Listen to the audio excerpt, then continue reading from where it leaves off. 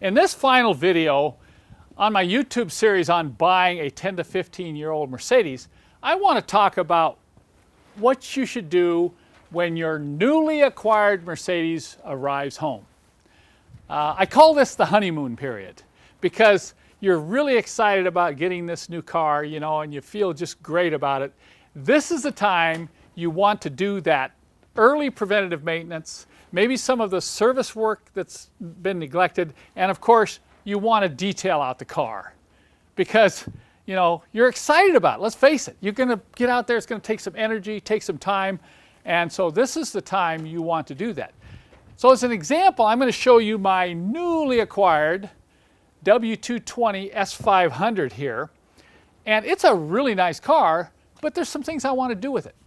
And I'm going to do it now while I'm really excited about, you know, the new acquisition, so I could speak. If you look inside the car, it has a very nice leather interior, but looking down here at that driver's seat corner, you can see the wear through the color on the leather. I mean, this is very common. So I'm going to get my leather stuff out, and I'm going to refurbish the coloring on that seat, and then I'm going to recondition all the leather in this car. The next thing I'm going to do is, this car, believe it or not, has some of that faded anodized trim on it. You know, if you've seen my other videos, you know how I've had to tackle this problem of trying to, this is almost impossible to polish out by hand. So I'll take my new kit and I'm going to go around and polish all the anodized trim on the car.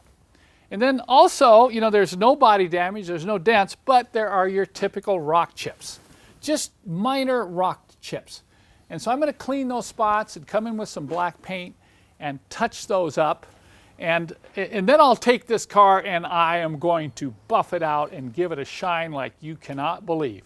You know, there's nothing like a black car that's been highly polished and you can just, it just jumps out at you. But of course when it's dirty, and in this car you can see, if you look real close, you can see the years of going through the car wash. Those fine microscopic scratches have caused dulling of the paint. The paint is not gone over the edge yet, you know.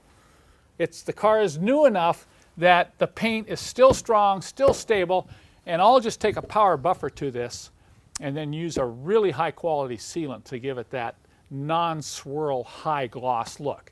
And then finally, I'm going to come in here and detail the engine compartment. I generally do that before I do any of the service work.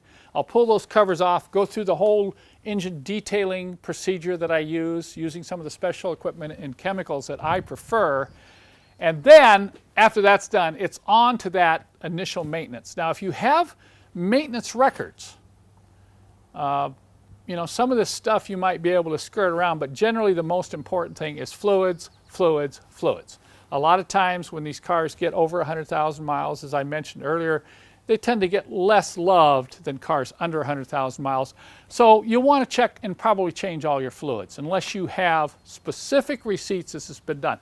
We're talking brake fluid flush, we're talking coolant flush, we're talking transmission fluid change, particularly important on these sealed transmissions. You're going to want to do, you know, possibly do spark plugs.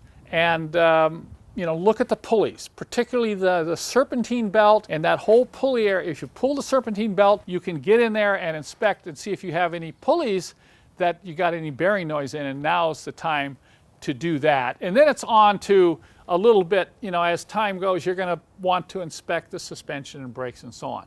Now, how do you do all that? Well, I hope that in the future I can come, I've already started, I've got a video that I just finished yesterday on how to detail an engine compartment.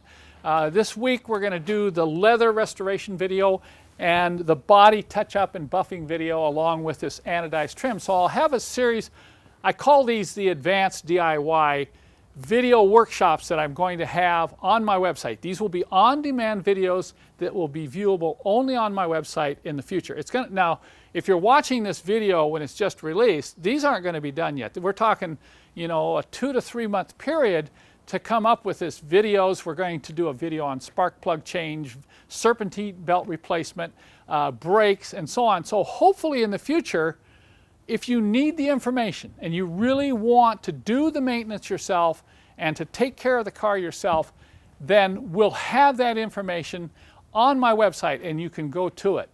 Now, I tell you, it's really nice owning and driving one of these cars, and when you learn how to repair it yourself, it gives you that feeling of accomplishment that only comes when you do it yourself.